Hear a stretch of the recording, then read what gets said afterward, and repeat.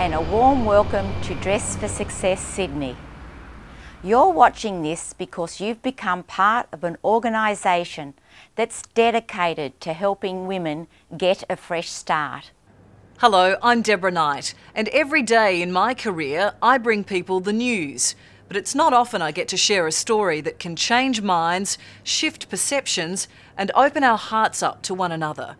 Every year, Dress for Success Sydney helps to equip thousands of women in New South Wales with the professional wardrobe, personal presentation and interview skills they need when seeking employment. The heart of their operation is in Sydney's inner west, where their showroom houses a vast array of clothing suited for work. Everything here, from bras to shoes, jewellery and cosmetics, is all donated by volunteers, members of the public and corporate sponsors. Dress for Success Sydney is run by people who don't judge. We don't care about our clients' past, we care about their future. For many women, simply coming to a place where they are the focus of people that genuinely want to help, that have no interest in judging them, is incredibly uplifting. I've come from a farm, no business clothing or anything like that, and I was really stuck. I lost everything. I lost my house, I lost my husband, my whole world's been turned upside down. Well, I went through my internship program, Career Trackers, and they gave me a referral to come here. I came here, I got a suit, I got the job. They just made me feel really comfortable and were really easygoing and really knew what they were doing. I work 2.5 days a week. I'm able to be there for my children Monday to Friday, and I'm able to earn a living as well. Made me feel really good about myself. Like I live with a lot of people and they're all saying, "Oh my God, you look so great and you look perfect for the interview." And when I got there, I felt like I fitted in where I was and I was dressed correctly for the occasion. Who do you want to be? What's your style? What are your views? And who are you as a person, so you can build your dreams based on your reality?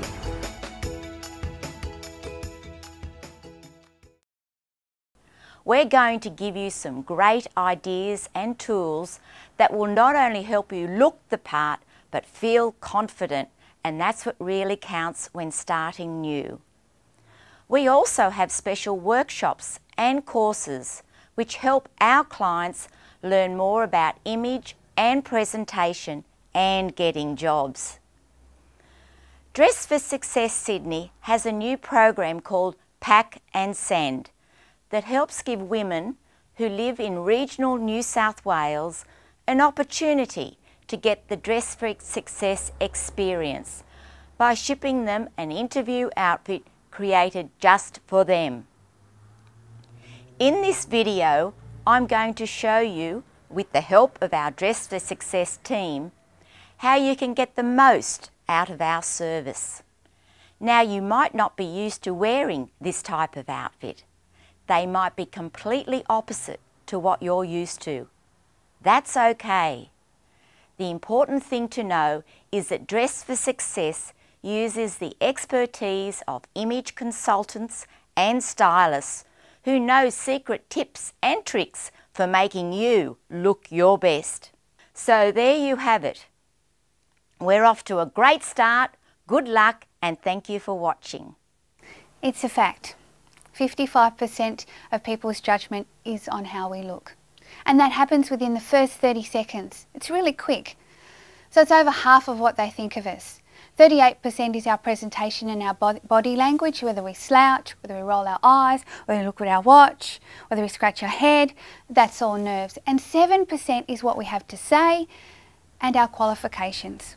We work really hard on our qualifications. We spend years, we spend lots of money on our qualifications, but we don't back it up by the way we look. And it's so important. As I said, it's over half of what people think of you.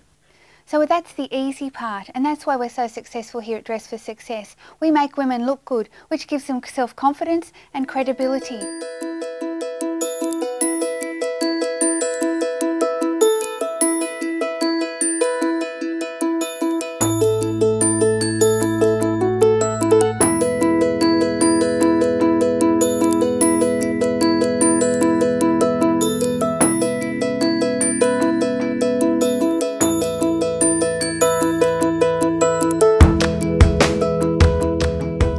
Today we're going to look at the most important thing is how you look. And we're going to take you through how you look at your body shape and then how we dress different body shapes. My name's Lee Willis and I'm an image consultant here at Dress for Success. Style and looking good is like a signature. No two are the same. So once you know your body shape, you need to dress your body shape, and that will lead to self-confidence and credibility and great self-esteem. So we're going to start with that. You might be a triangle or a square or a round, or you might have the hourglass body shape, which is really, they're all easy to dress. Well, I'd like you to take some time out and stand in front of a mirror with a pair of black leggings on and a t-shirt, or maybe your underwear, and really have a look at what you see. Have a look at your body. Have a look at the shape of your body. Do I have great legs? Do I have great shoulders? Your hair, it's your crowning glory.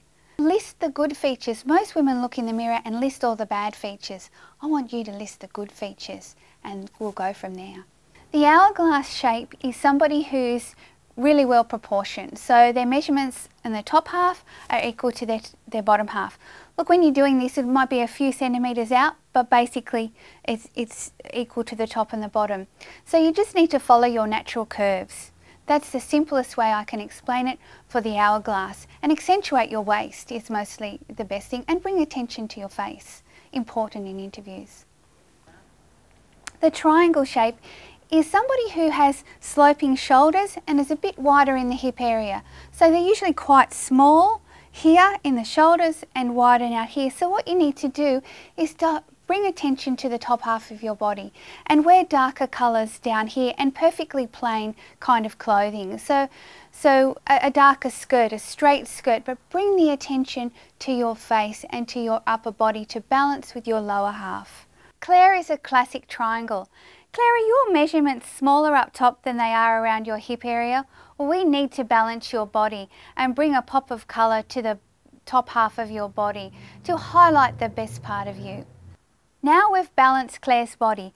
We've put Claire in a beautiful pair of pinstripe pants, very subtle pinstripe in a darker colour, and put the brighter colour on Claire's top half.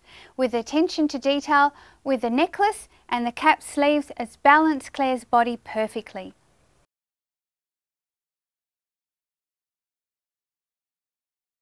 The triangle shape is, think of a triangle. You're larger here than what you are here. So less attention up here and more attention here. So this area balances with this area. So often you might wear a darker colour here than perhaps what you would here. You would wear pants with pockets, because often those of us who have hips can't wear pants with pockets, but the pockets give as a detail in our clothing that balances the top half of our body. So keep it simple up here and add here, because this is your smallest area. The round shape is somebody who's just a full-figured woman. She needs to have her clothing just drape on her perfectly and bring attention to her face, her décolletage, by wearing a wonderful necklace or a high turned up collar, and her legs. Bring attention to your legs by wearing sheer stockings and a higher heel, and it also elongates the body. Belinda is the classic round. But what we've done with Belinda is to bring attention to her face by this beautiful necklace. That's the first thing you look at when you look at Belinda, and that's what we'd like to do when we're in an interview situation. We don't look at all the other bits that she may not like about herself, but we look at her décolletage and her face. The attention is here. To elongate the body, we wear shoes that are close to the colour of our skin tone, and it creates a longer, leaner look. If you look good, you feel good.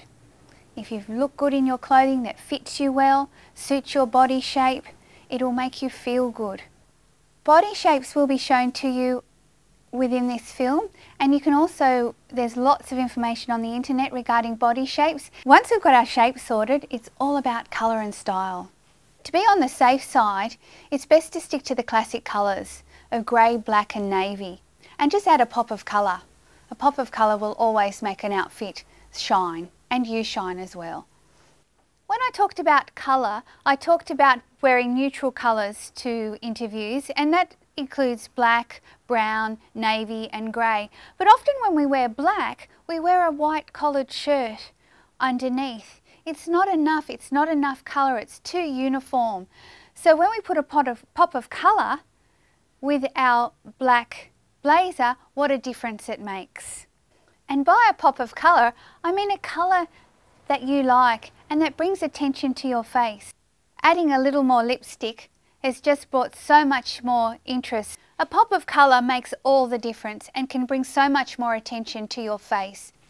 Once you receive your new outfit, you'll have a greater understanding of your body shape, and this will lead to greater self-confidence. When you look good, you feel good. Ask yourself, what distinguishes you from others?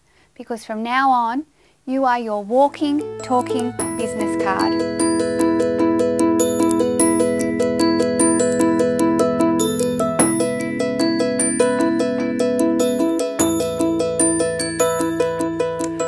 Hi, I'm Lynn Vickery and I work for Dress for Success Sydney, and I'm an industry expert in interview techniques. I think it's really important that you understand that everybody, and I mean everybody, gets nervous about going for an interview, and all employers will understand that and keep on board. They're a little bit nervous as well. They're meeting you for the first time. So just as long as you're prepared, you'll be fine. I think it's really important that everybody prepares for an interview. You can't just turn up and just think, oh, I'll wing this interview. It's really important that you practice your questions. And that might mean you speak to your neighbours, get some family friends, work out a few of the questions and practice, practice, practice. That's the most important thing. For the actual interview, it's really important that you practice a set of questions, and they might be you know, talking about your strengths and your weaknesses, so that you're not going and ah, and that you're working through things that you've practiced at home. It just starts rolling much better. So when you walk in the door, it's really important that you, first thing you do, quickly get eye contact happening. From there, extend the arm, shake. Nice firm handshake's important. Make sure you haven't got a handbag on your shoulders that can accidentally flop onto the floor. And once you're there, you're sitting up straight, you're not fidgeting. Make sure you're in a comfortable outfit. Also make sure that your body language is quite confident. And even though inside you might be dying, the body language shines through. So when you maybe sit down with your job support person, there's a whole list of questions that you can run through, but I'll tell you the most common questions that are going to be asked. First off, it's going to be, tell me a little bit about yourself. It's really important that when you get that question, you don't start umming and ahhing and rolling your eyes around. Really important. So that's the one you need to practice. Okay, telling me about yourself, that usually goes for about, you know, maybe a minute. So when they say tell me about yourself, don't, you know, go back to childhood.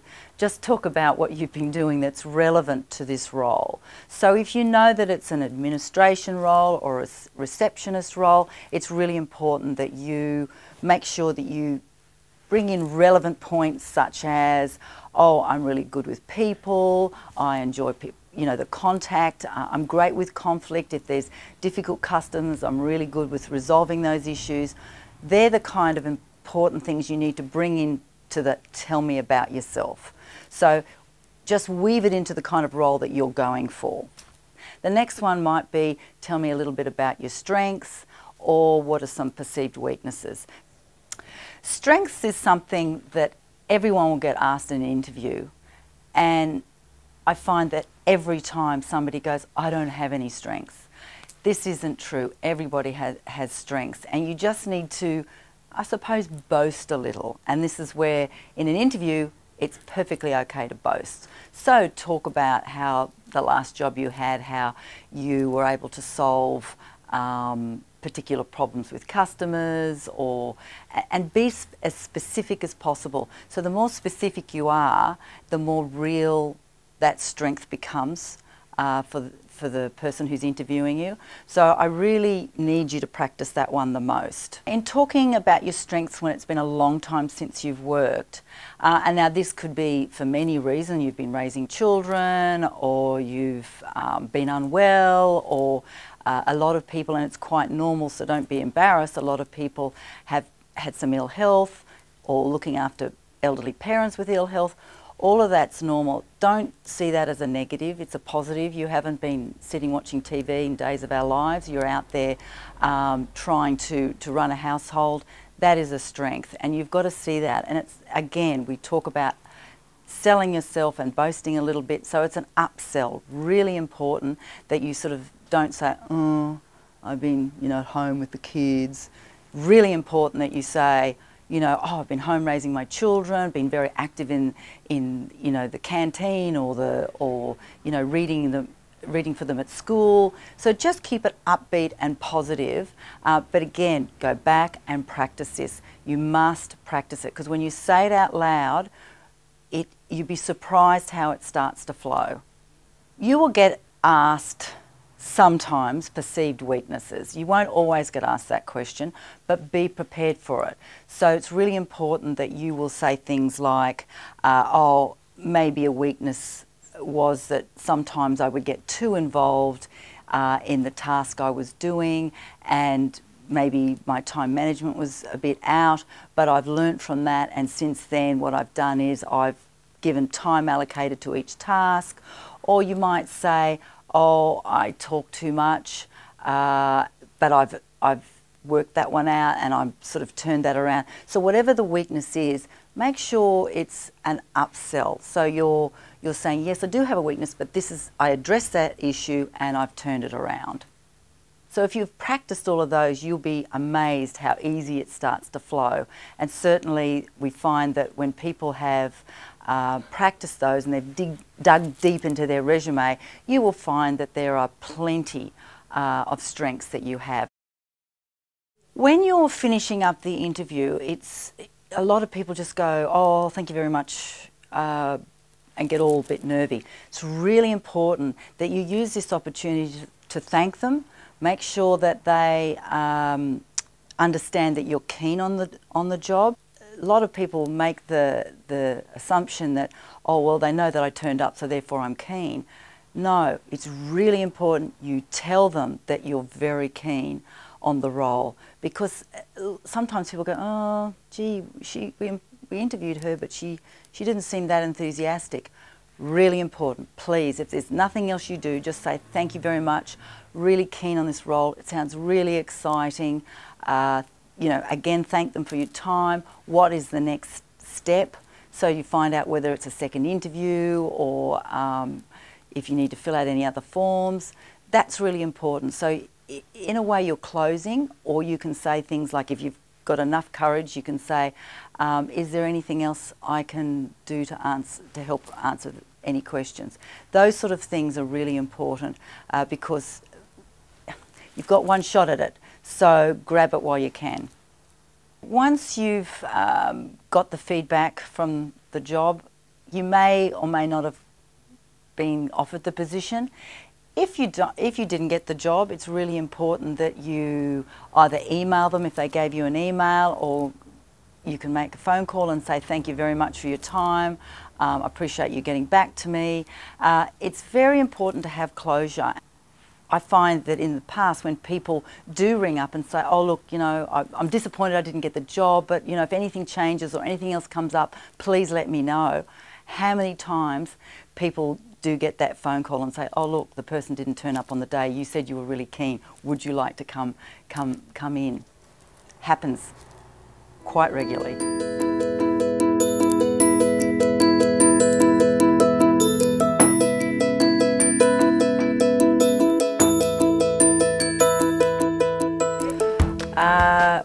Welcome, Belinda. Thank you very much for taking the time to come and see us today. Thank you. How about we start off with telling me a little bit about yourself? Yeah, so I've basically recently lost my job about a year ago.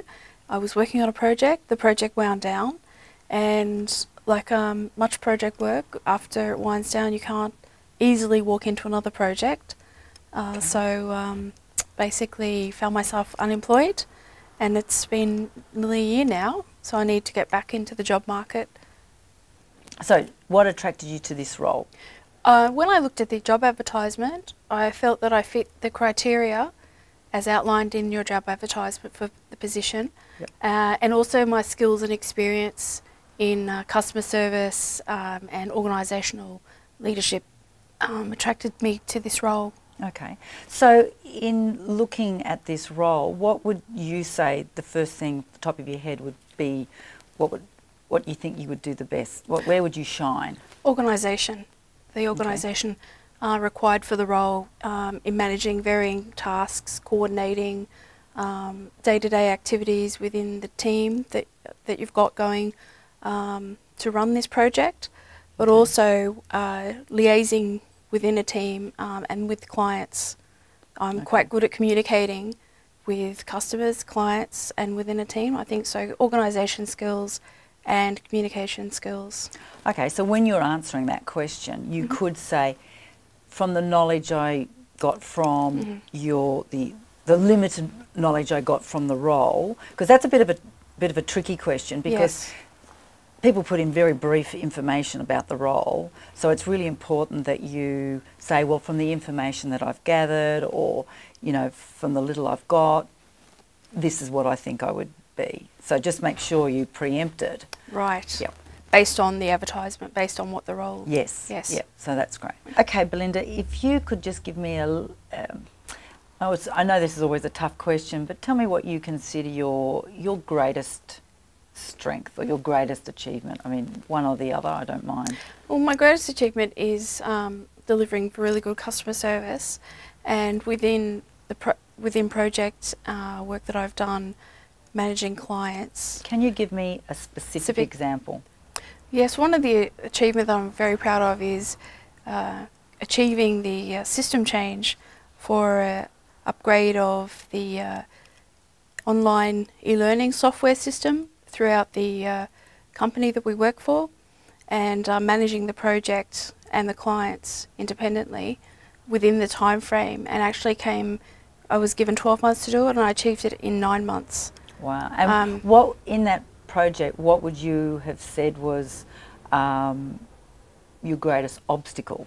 Oh, definitely a part of the achievement and the obstacle was getting everybody on board, managing the communication between the different departments, management who were wanting the implementation to come on time and on budget, but also the users, and then the independent teachers and department managers that I had to train them to train their staff.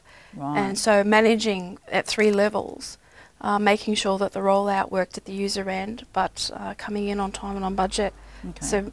So did you have somebody, were you part of a team? Was it a big team or a small team? I had a team of 12 people, project coordinator, myself, the project manager, and then infrastructure, learning and development. So I did have a team that I had to manage, as well as communications coordinator, who helped me the most in managing the 3 different layers of management and clients. Just stopping there, when you're answering that question, that was good. You gave good specific information, which is really important, because when you're drilling down, that's great. So that was fantastic. It's really good, and even if someone doesn't ask you the question, it's really good to say, look, there were issues sometimes with people being able to keep their time management in check with our project line. So even if they don't ask that specific question, it's really good to draw out the fact that, look, I had to manage other people who weren't either towing the line or how I motivated them to keep up with my timeline.